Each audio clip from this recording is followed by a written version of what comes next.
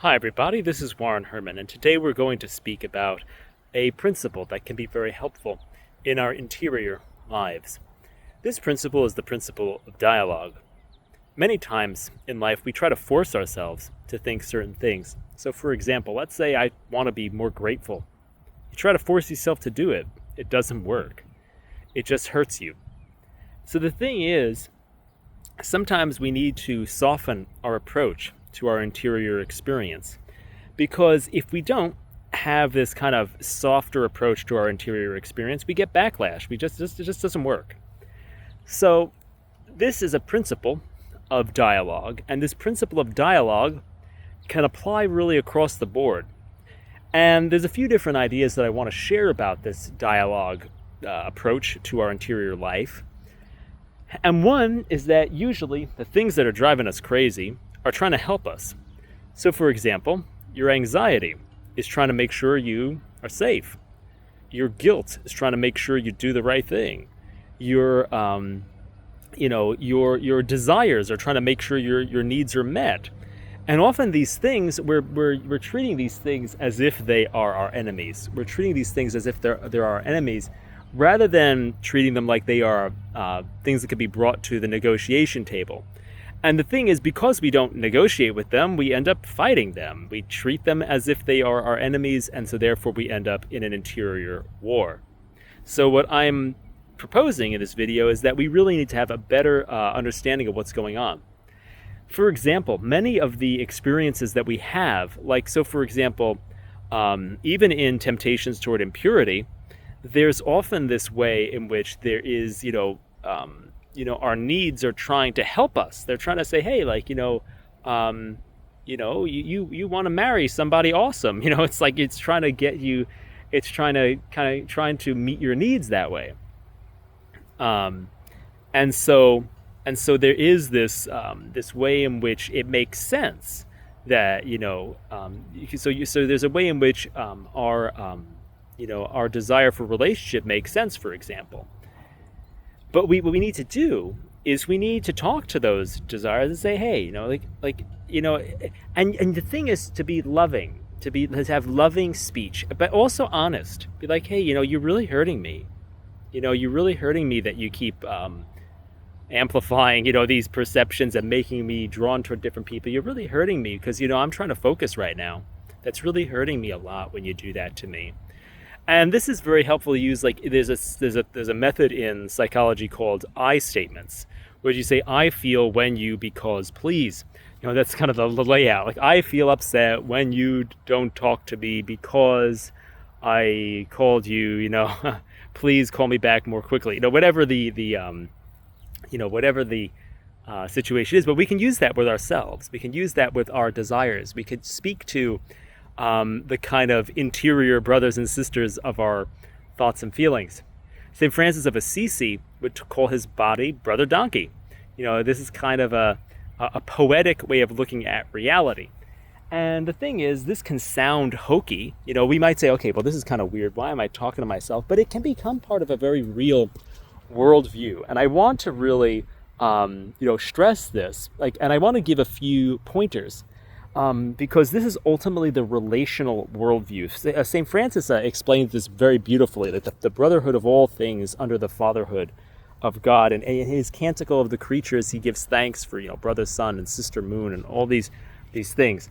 And we can kind of bring this attitude of connection, this attitude of dialogue toward our interior experiences and greatly improve our mental health as a result. And so if we're afraid, we talk to that fear. We say, okay, I see what you're doing. Don't worry. I'm gonna take care of the situation. We say things to calm down ourselves. And we can address things. We can confront it. We could say, you're really, you're really hurting me when you're making so much anxiety. You're really, we can be open, and it's a really beautiful thing because then you're really you're in touch with how things really are. And that's a healing thing. It's a healing thing to be able to express those things. But the key is that this is loving speech. This is a loving, connected speech. This is a relational speech that we're doing. This is not a frantic speech to try to control and change and say, this has to stop. You have to stop treating anxiety. You have to stop doing this. I mean, you probably could, you probably could kind of say, stop, probably could be firm, almost like you're talking to a dog, you could probably do that too.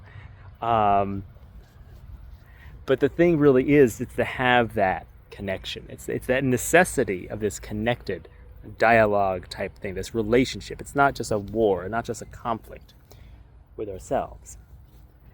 And so I want to give an example of what this looks like, and then I want to give a theory, of how to think about this in the wider context of the spiritual life. And the example would be like, you say, okay, let's say you're dealing with a fear. Let's say the fear comes up, and you say, okay, like I see what you're doing there. I see that you're trying to protect me. I know you're trying to help me out.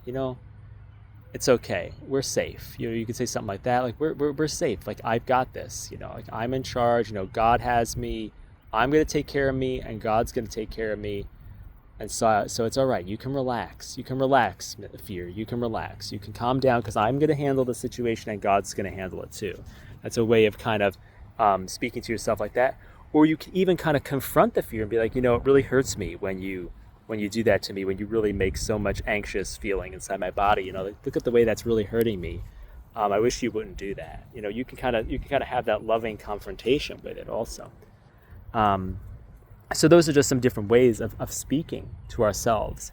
And we really want to understand how this fits into a larger context of the spiritual life, because this just is like, okay, this is a meaningless, weird act to do in your mind. No, this is the way we want to think about it. And I'm going to use a bunch of phrases that are going to explain different ways of talking to ourselves in a Christian worldview. And again, St. Francis really is I think the root of a real like a place onto which we can graft this understanding, because he has this very much brother sun, sister moon, talking to his body as brother donkey. This kind of way of speaking dialogically to things is very important. And this is essentially what you might want to call a noetic worldview.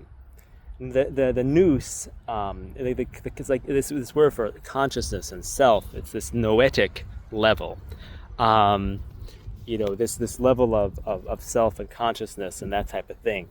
Of the nous, nous is the spiritual heart in the Eastern Christian traditions. So there's this sense of that noetic level, this relational consciousness type level, is the context in which this approach lives. Because if we are to speak to parts of ourselves in this poetic way with a P, it's incoherent. If we're just kind of talking to ourselves and nothing's really going on, that's kind of weird. There's no relational context for reality. But what we're saying is, if we're able to talk poetically, I can talk to this tree. In my mind, I could say, thank you, brother tree, for being green, and not really talking to the tree. There's no intent of I'm praying to the tree. But, I could say, oh, thank you that you are so beautiful. It's a poetic act of the intellect. And it's okay to do that as such, like brother tree, if I stare at the leaves, say, brother tree, help me be present to Christ. But that's a poetic thought. But it's only makes sense in a noetic with an N context, in a relational context with reality, because only if everything is the operation of divine love and relationship, then we can have a coherent kind of poetic thing going on at a lower level. You kind of have this kind of poetic relationality. You can kind of, because there is this deeper context of reality is relational. And in the same way, there's this next level, this next level of dialogue is what we would call the etic level. The etic level, it comes from the study of sociology about perspectives. And the etic level, etic is, refers to the fact that of an outsider perspective, on a culture. If I go to a culture and I document something about it, I'm an outside observer. And this level is very much related to the practice of awareness. So, it's we don't want to be stuck in this kind of personalized, dramatic level of processing our reality, this kind of ongoing chatter in our heads, that's rumination, that type of chatting, talking to ourselves, is bad. And we'll describe that in a minute. But so we want to be aware, and we want to, in a Christian context, encompass that territory that is usually called mindfulness, of being in the moment. Of course, we don't want to do this in a Buddhist context with Buddhist assumptions, but there is a necessity of not being stuck in our mental drama, like not being completely stuck in our heads, in our lives. We want to be able to have an outsider perspective, be like able to say, okay, I'm stepping out of my drama and into the moment, and being able to see the kind of non-verbal dialogue that's happening, seeing reality, seeing creation, seeing all these things. And we want to step out what's called out of the emic, the insider perspective. We want to step out of the emic perspective into the etic perspective, and then therefore the poetic perspective and the noetic perspective. So this is a way of framing these levels of dialogue, the emic being talking to ourselves in a dysfunctional, ruminating and dramatic way. The etic being entering into that nonverbal perspective, that nonverbal dance of all things in a kind of awareness and mindfulness. And the poetic meaning, okay, I can talk to the tree and I can talk to this, because the ultimate context is talking to God. The ultimate context is this relational way of being. So that's how we can look at this as a practice that is helpful, but also in context in our spiritual lives and in the broader Catholic tradition, especially in the tradition of St. Francis of Assisi. And hopefully that will be helpful to you in your spiritual life. Okay, have a great day.